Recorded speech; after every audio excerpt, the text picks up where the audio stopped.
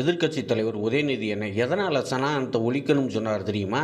அவர் துணை முதலமைச்சராக இருந்தப்ப கனிமொழி அக்கா தமிழ்நாட்டில் இளம் விதவைகள் தமிழ்நாட்டில் தான் அதிகமாக இருக்காங்கன்னு கனிமொழி அக்கா சொன்னனால டாஸ்மாகை பூரா தமிழ்நாட்டில் ஒழிச்சிட்டாரு.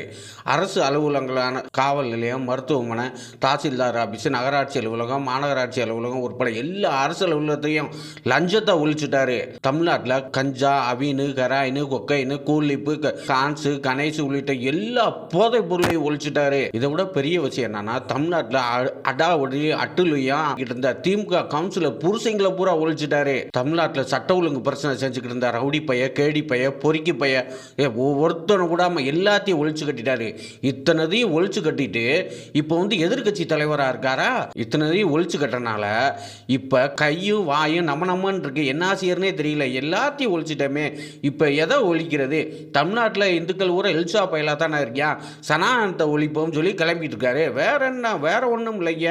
எல்லாத்தையும் ஒழிச்சிட்டாரு. போதை பொருளை ஒழிச்சிட்டாரு, ரவுடி பயில்களை ஒழிச்சிட்டாரு, லஞ்சத்தை ஒழிச்சிட்டாரு, ஒழுங்கு பிரச்சனையை ஒழிச்சிட்டாரு, ஒரு 10 திருடி விற்கிறாங்களா அவங்கள ஒழிச்சிட்டாரு. எல்லாத்தையும் ஒழிச்சிட்டாரு. ஒழிக்கிறதுக்கு எதுவுமே இல்லைங்க. அதனால இதை ஒழிக்கிறேன்னு சொல்லியிருக்காரு தமிழை போற்றி.